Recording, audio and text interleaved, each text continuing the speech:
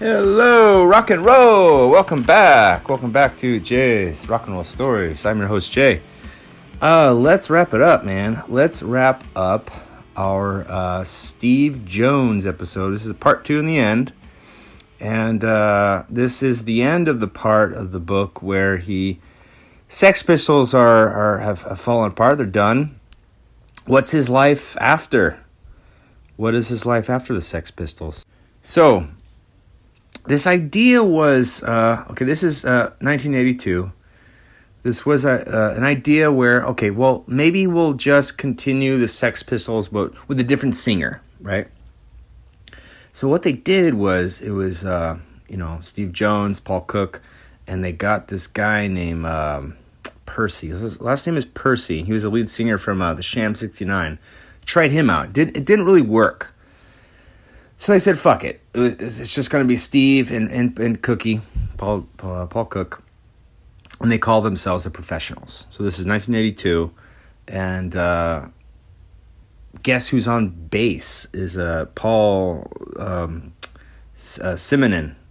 Because the Clash have broken up. Paul Simonon is the bass player from Clash, is going to be the bass player for the Professionals. 1982, they get asked to help out with a movie.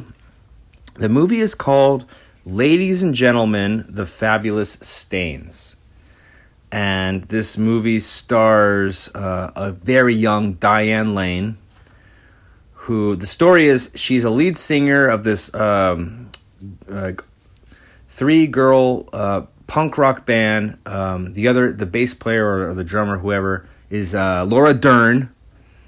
It's just a story about a band, and they get a big following.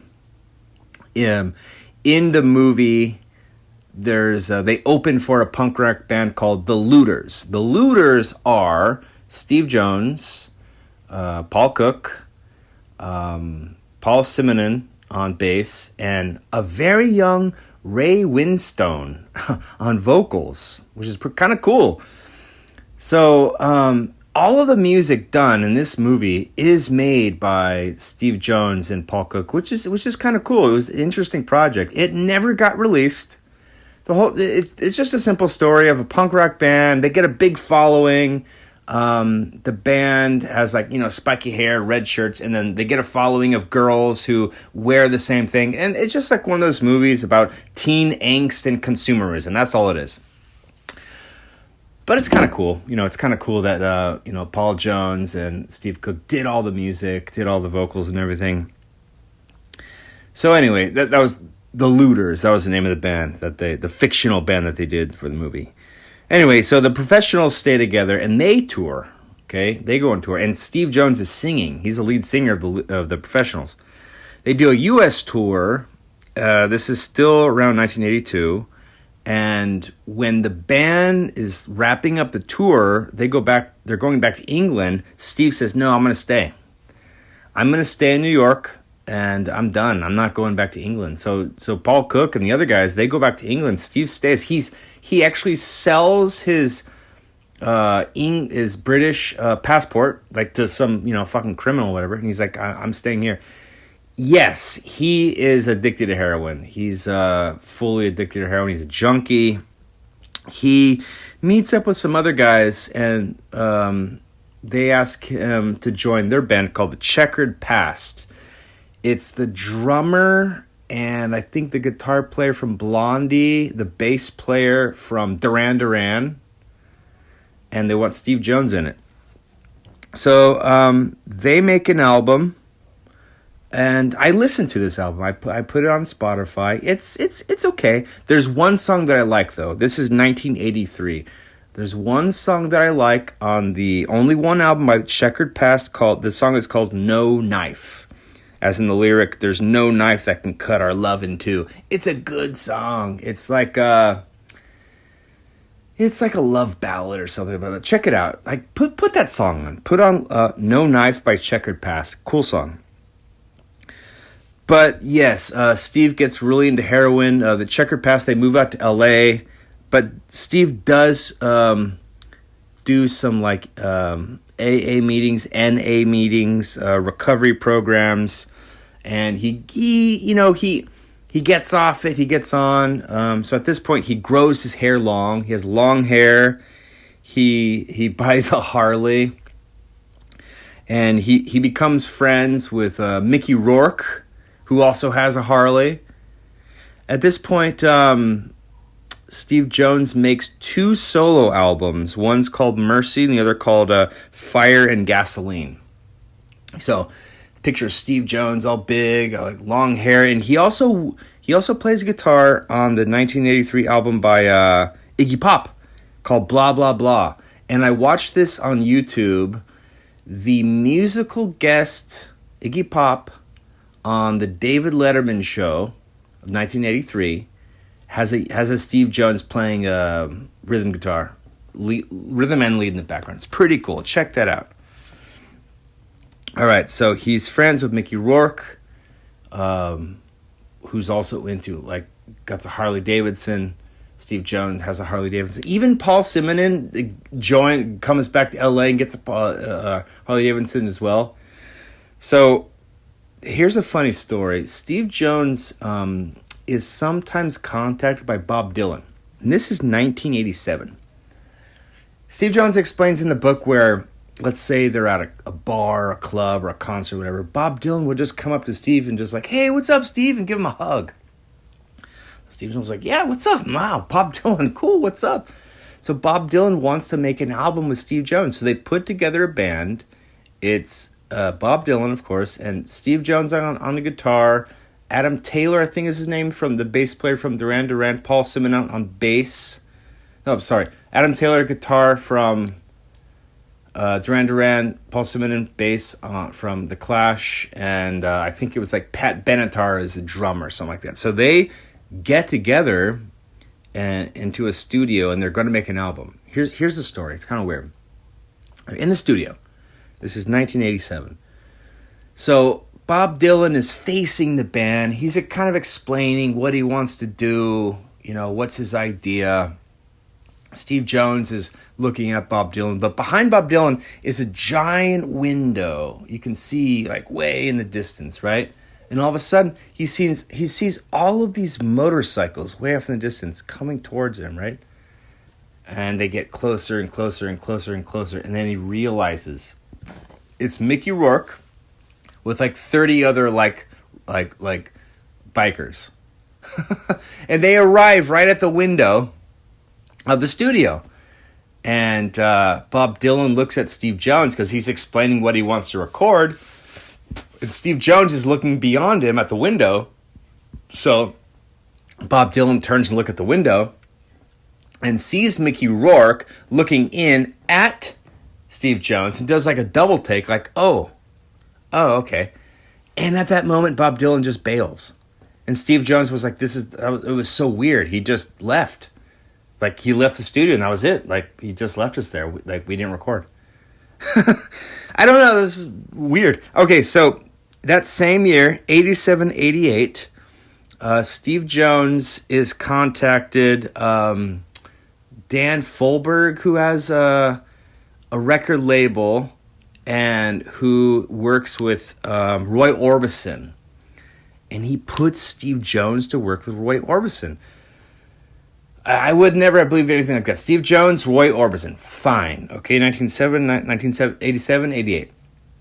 So they're at Roy Orbison's house. They're working on like a song. They're working a couple songs and stuff. And Steve Jones says in his book how like Roy Orbison would light a cigarette, and he could hear like his wife in the background saying, "Roy, are you smoking?"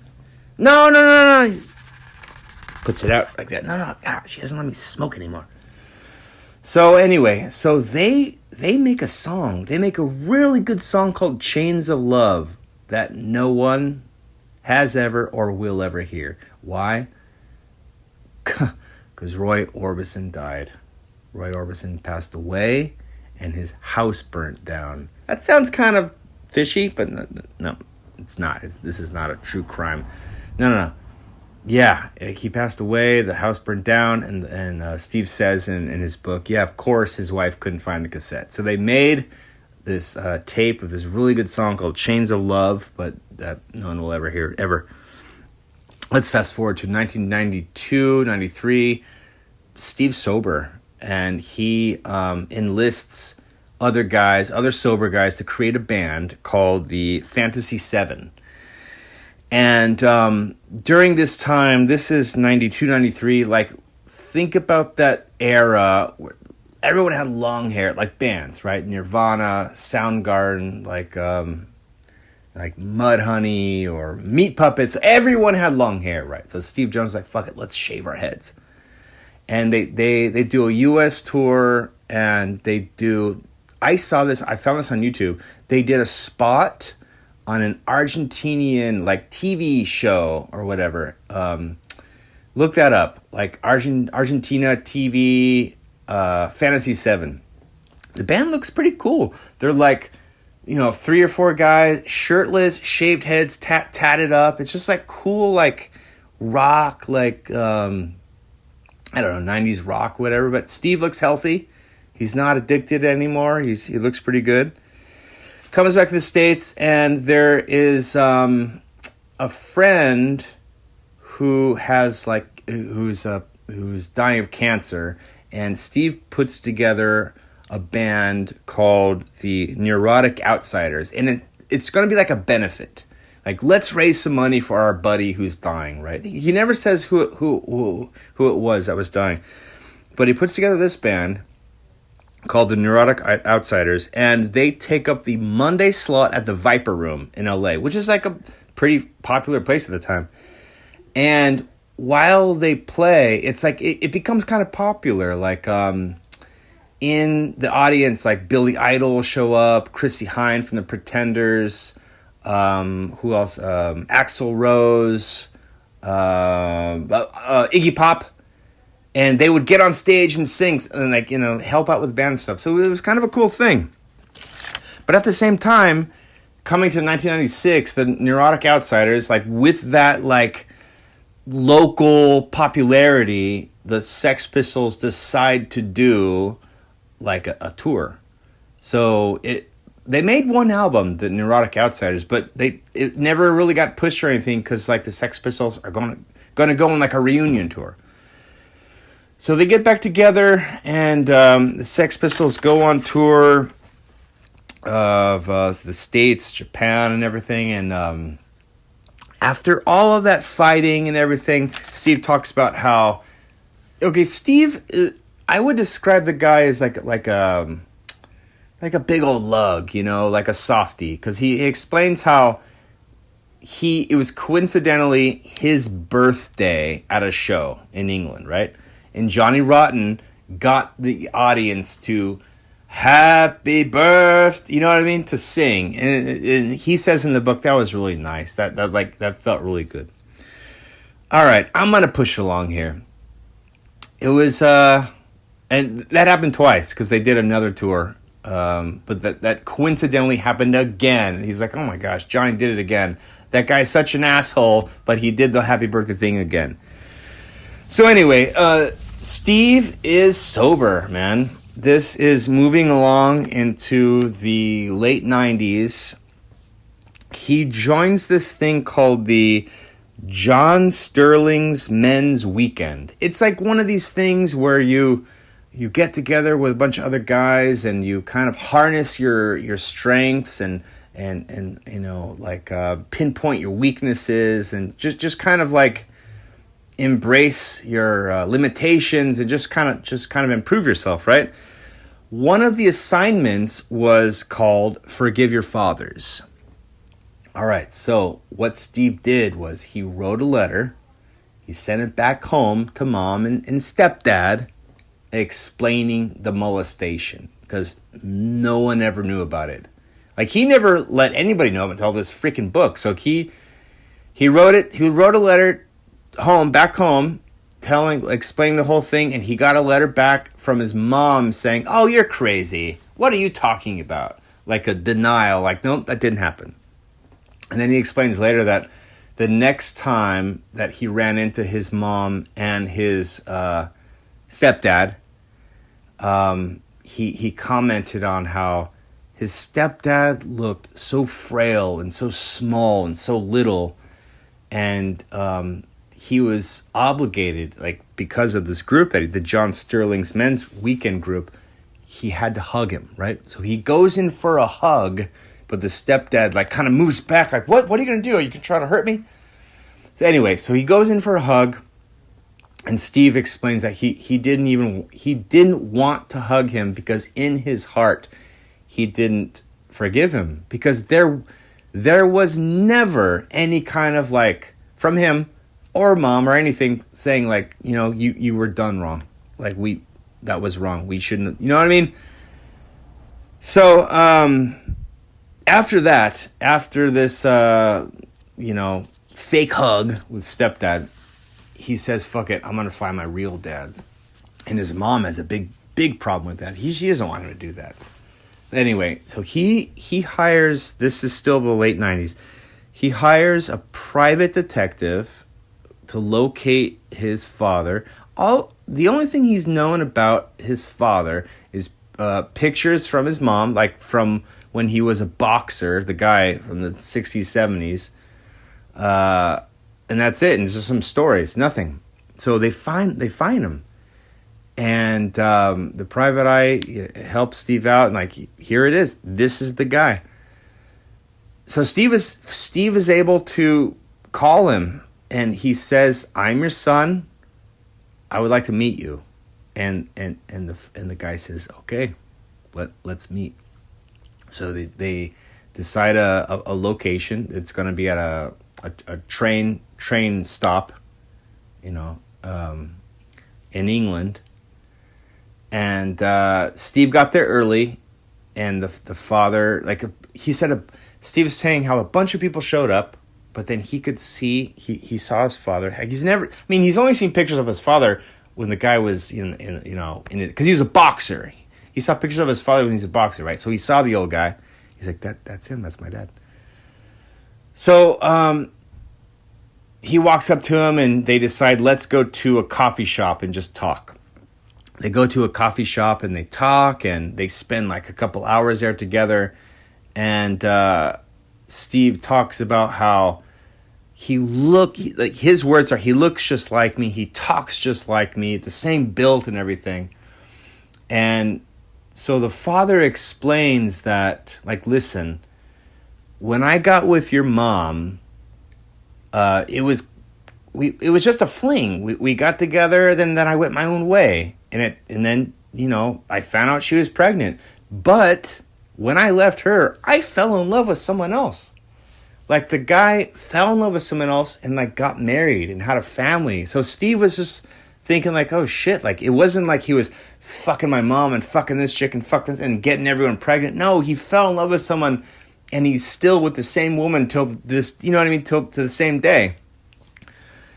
So there was kind of like a forgiveness, like, oh shit, I get it. Because Steve talks about, I'm interrupting the story here, because Steve talks about one of the days after he was molested, he went to a party, he met this girl, they went to a park, they had sex in the park, they never saw each other ever again, and it turns out she got pregnant, but he never heard anything about what happened to the girl. Did she have the baby? Did she not? Where is she? No, nothing. So Steve talks about how, so my you know, his father just, he has kids too, like this woman that he fell in love with. So Steve has a couple half brothers, half sisters, but he didn't say he wants to meet them. Like that wasn't an interest or anything. Anyway, so Steve talks about how he saw the father one more time and had another conversation with him one more time, and that was it. Like it was kind of like, that was it. I this is who he is. This is his life. I'm done. So he moved on. So I'm gonna wrap it up here by saying a funny thing about. Well, actually, before I say my funny thing, I'll interrupt and I'll say it with a sad thing. Steve can't have sex with someone he likes. He can only have, not likes. Steve can't have sex with someone he gets to know. He can only have sex with strangers. If you go on a date with Steve, right? He gets to know you. You guys will never fuck, right? He only has to fuck. That has to go back to the molestation stuff, when he was fucking 10 years old.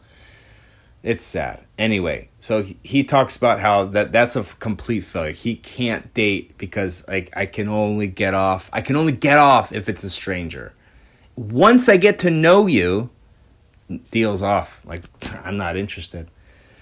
So I'm going to wrap it up here. So Steve made a big mess throughout his life, but he kind of just cleaned it up. And there's this, I like this part of the story. He talks about how this is when he got older, because he was such a goddamn thief. He was stealing he stole from David Bowie.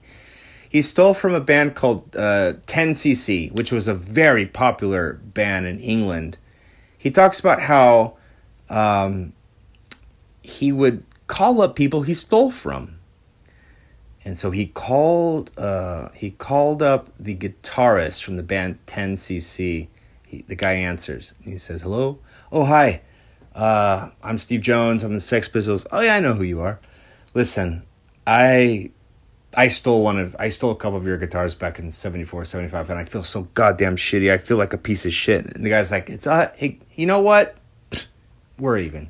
We're all right." And he explains in his book that he called a bunch of people, and every response was, "You know what? Let's call it a day. We're okay." So Steve says, like, "Oh God, I can go back to bed feeling like I'm not like a fucking piece of shit."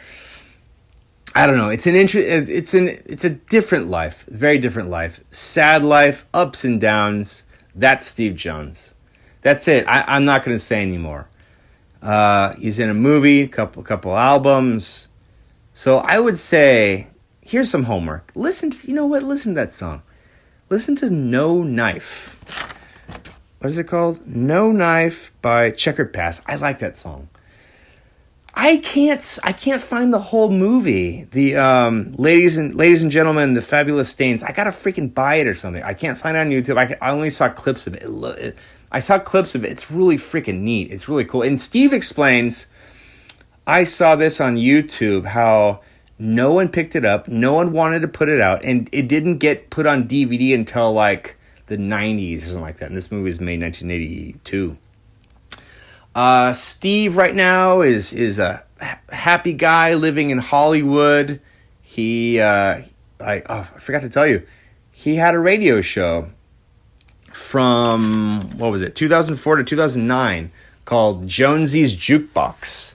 And what he did, the radio station that was on 103.1 in LA doesn't exist anymore.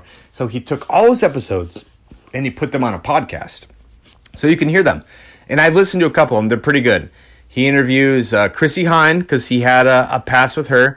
He interviews Brian Wilson and Jerry Lee Lewis and even Glenn Matlock. He goes back and chats with the old bass player from Sex Pistols.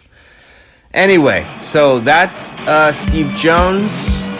I'm done. Okay, I'm going to move on to something completely different. I hope you like this episode. I'm going to mix it up a bit. As you know, I like visiting the buffet table here, there, and everywhere. All right, anyway, I'll see you next time. Thank you for being on...